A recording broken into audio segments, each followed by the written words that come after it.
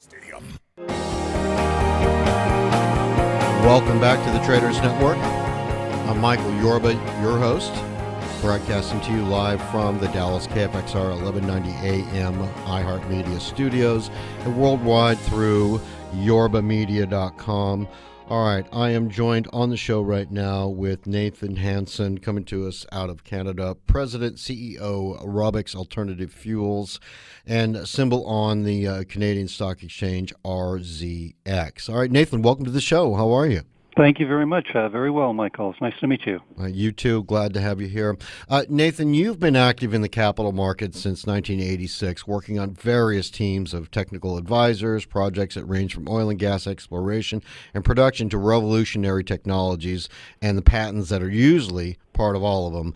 Would you give us just that's a very high-level bio on you, but give us a little flavor for who you are, and then I'd love to get into what Robix Alternative Fuels does. Well, my specialty is finding value in patents that have been brought to near commercial stage, combining them with capital markets at the junior level. And when we put these two together in our industry, we call them capital market shells that are dormant with some assets in them. And we find the development of those assets quite enjoyable and putting the team together. So in our world, it's about putting the planet first, adding people to it, and with capital A&D, profits. Okay. So that's our motto. Good model. Good model. Now talk to us about Robix Alternative Fuels. I got to look at your videos on your website. By the way, let's make sure that comes out here. ROBIX Fuels, FUELS.com. That's correct. And tell us what your company does. I'm really enthusiastic about your product. Okay. First of all, we're a technology suite. So we bring technologies. Our primary asset is the COVE. The COVE is an acronym for Clean Ocean Vessel. It's a mechanical recovery vessel as opposed to anything that deals with chemicals. This is purely mechanical recovery of spilt oil. So we're capable of recovering spilt oil at a very high rate of oil recovery and a high rate of efficiency.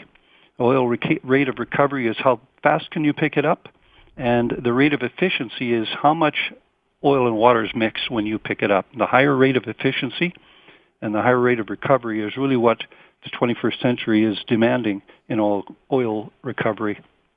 Now tell me how this works. I mean, we've got a few minutes in this segment, so we don't have to rush on this. Okay. How does a mechanical recovery vessel work? Let's say that BP oil spill that happened in the Gulf as an example. Yeah. Primary example. So you have a very high number of barrels of oil spilled into the ocean. And in the case of our vessel, heavy oil that gets more viscous through time because it's not recovered quickly was a challenge for that spill and all its contractors. Mm-hmm. So our vessel is capable of very rough sea conditions up to Beaufort 6, which is an 8-foot wave condition, is very capable of continuing to pick up the oil. On a mechanical basis, these are two contra-rotating drums, and those are evidenced if you see the video on how those drums match each other. They contra-rotate. Two physical principles are involved in that rotation. One is when you have metal contact to oil, the oil is called oleophilic. It wants to cling to the metal. Where it does not want to cling to water, that's oleophobic. So that's one physical principle, oleophilic. The second physical principle is that when two drums are placed close together and rotated in that fashion at recovery or at rotation speeds of near 40 RPM, you'll find giant drums moving at 40 RPM. It creates a vorticity in between those two drums, and that pulls the oil up at a much faster rate. So you get a high rate of recovery. And that's the basic two principles of the technology. Okay, oleophilic and vorticity. Here's the part that I'm excited about. You're not using any chemicals, so there's no residue left around to kill whatever biological entities are in the water, let alone the animal or wildlife. That's absolutely correct. Our goal is to be 100% oil recovery. We have done many tests on this, and this commercial vessel in its previous design was tested. The numbers were dramatic, 90 to 97% rate of efficiency. So you're picking up a very high rate of volume, and you're picking it up with little water in it. So now there's got to be somebody else out there that would be a competitor. Talk to me about the competitive advantage that that your company Robix Alternative Fuels has relative to the other processes. And well, let me stop there and stop stammering and just tell me about the competitive. Okay, advantage.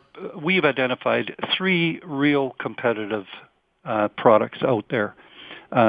There's probably more worldwide, but North America, we've identified 3 that are very competitive for these things: the rate of efficiency, the rate of recovery.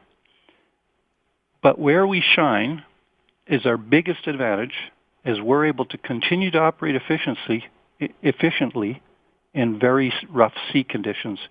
Many of our competitors have to stop operating when any waves get higher than the minimal wave conditions. So, the numbers are obviously arguable, but we have proven this in up to 8-foot wave conditions. So this technology's biggest advantage is its ability to work in rough sea.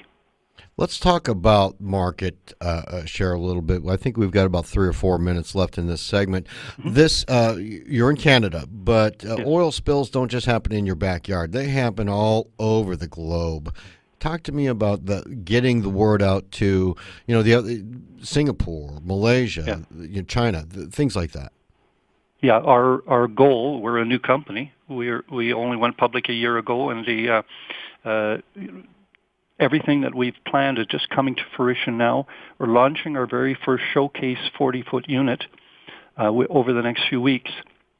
Our rollout globally is part of an aggressive plan, but we are a made in Canada and startup in Canada. So we start here and we move globally. We've identified a number of countries that are keen to have us involved in their protocol for mechanical oil recovery. And while I can't talk about which countries they are now due to discussions that we're having internally about which country we would like to start with, they're near to both our backyards. Talk to me about the cost efficiencies of working with your technology versus the technology, let's say, because I think it was primarily people running along the beach and then chemical technology that they were using for that BP spill. Talk to me about the dollars and cent efficiencies going with you versus the old-fashioned ways. Well, there's a number of initial efficiencies, and that is that this machine has 2 operators, one for safety purpose and the other for operatorship. Is a very simple mechanical operation. It's towed by tugboats so that you have just those operators. So you don't have massive amounts of people necessary for the shoreline, except if we're not brought in quick enough. So it's an early recovery that is where it is necessary to have our equipment involved. For doing late stage cleanup, it's still there, but of course oil spreads around and wind blows and things go to the shore. So ours is an initial large tool out of a toolbox. So if we get to the spill soon enough, it's a big advantage. If we get there late, it just we're still an advantage, but it's harder work. Okay, all right. So, but what I'm trying to drive at is, what percentage would you attach to the cost savings going with bringing you in? Let's say that somebody was smart and they brought you in at the optimum time, right after it happened, versus what they were experiencing or BP had to experience in their cleanup efforts. Give me some kind of ratio. And I know you can't be exact, but generally. It's a good question, but very complex question because the variables are as dramatic as where the next storm is going to take place and what day it's going to hit in an area like the Gulf. The biggest, actually, is something that it's difficult to answer accurately, difficult to answer even in general terms. Part of our business plan is to collect the oil and keep it for saleability as a total recycling system for the oil. So that, combined with the lower costs of recovery and collection, is built into our model, but it's very complex. It'd be difficult to answer that in just a few moments. Got it. I can tell. But if somebody did want to drill down deeper into that question or the other ones that have come up off the show, what will be contact information for you for the listening audience to reach out to you? Two ways to reach out in our electronic world. I'm at nathan@robixfuels.com. That's Nathan at Robix, Robix, fuels spelled plural, FUELS.com. I can also be reached on my direct line, which is 250-683-8957. Okay. And the symbol again on your stock? RZX or RZX in Canada. And for those European, it's Frankfurt R0X. All right, Nathan, let's take a break now, and then we'll drill down into more of the technologies on the other side of this commercial break, all right? Sounds good. Thank you. You're welcome. We'll be right back with Nathan Hansen, President, CEO, Robix Alternative Fuels, RZX, robixfuels.com. We're going to drill down into this technology on the other side. We'll be right back.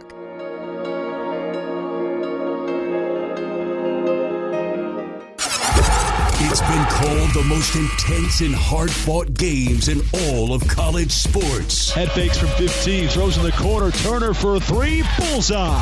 From every close game to every blowout, it's all right here on the Red Raiders Sports Network. The Red Raiders face off with Iowa State Saturday, January 24th in Lubbock. Tip-off is at 3. The pregame show will start at 2:30 on Talk Radio 1190. BTJ Consulting was founded specifically to consult with accredited investors on how best to manage their oil and gas investments. The emphasis is not only on direct participation in drilling projects, but includes opportunities in the purchasing of oil rigs, service and equipment companies, real estate, and or the purchase of royalty interest through lease pooling. This strategy further mitigates risk and spreads their clients' investments over the entire sector whenever possible. For more information, call 469-518-5008 or info@btjconsulting.com. 469-518-5008 or info@btjconsulting.com. That's 469-518-5008 or info@btjconsulting.com. And tell them Yorba sent you. Hi, it's Matt Patrick. Does the IRS believe you owe $10,000 or more and you don't think that you do? That's when you need top tax defenders. Call them today, 972-200-9809. That's 972-200-9809. I've gone through this with the IRS. I've had issues with the IRS, and I know they don't go away. They may go away for a while, but they never completely go away. Call Top Tax Defenders or go to their website, toptaxdefenders.com. They've got former IRS agents, accountants, and lawyers on staff who can fight the IRS on your behalf. They get tough with the IRS. They resolve your tax problems because you can't do it alone. Top Tax Defenders. Call them, 972-200-9809. 972-200-9809. Top Tax Defenders. Don't ignore the IRS. Let Top Tax Defenders take care of you. 972-200-9809. Are you living with pain? So was Lisa, a brave Marine wounded in Iraq. After surviving an explosion, I was on horrible painkillers. I tried 1-hour pain relief, and now I'm pain-free all day without dangerous side effects. And it works in less than 1 hour. Try it free for 1 week and pay only the shipping with no automatic shipments. Call 800-300-1086 right now or visit onehourpainrelief.com. That's 800-300-1086. 800-300-1086. Vistaprint's semi-annual sale is going on now through Tuesday, January 27th, and customers are really excited. Perhaps up to 50% off site-wide has something to do with it. Just enter promo code SAVEBIG at checkout. No space between save and big. 500 business cards start at $9.99. Postcards and flyers are 50% off. And t-shirts, they're 40% off. Go to Vistaprint.com now through January 27th and browse their wide selection of custom products. While you're there, save up to 50% site-wide. Just be sure to enter promo code SAVEBIG at checkout. February 28th and March 1st, the biggest weekend in Western sports history returns to AT&T Stadium. Saturday, February 28th, it's the PBR Iron Cowboy, where 24 of the best bull riders in the world battle it out in a one-of-a-kind bull riding event that only the PBR could bring you. Then Sunday, March 1st, it's RFD TV's The American, where the best cowboys in the world compete for the biggest one-day payout in the history of rodeo. Save up to $50 with our Ticket to Ride combo on sale now at Ticketmaster.com. Welcome back to the Traders Network. I'm Michael Yorba, your host. Thanks for joining us. Broadcasting to you live from the Dallas KFXR 1190 AM. iHeart Media Studios, and worldwide through yorbamedia.com. All right, I have on the show with me now Nathan Hansen, President, CEO, Robix Alternative Fuels, symbol RZX on the Canadian Stock Exchange, and robixfuels.com. All right, Nathan, we got a pretty good idea of what your company does in a general, but now you started off the conversation by saying that really Robix Alternative Fuels is a technology suite. You've got multiple technologies that you're using. Would you mind if we delve into that?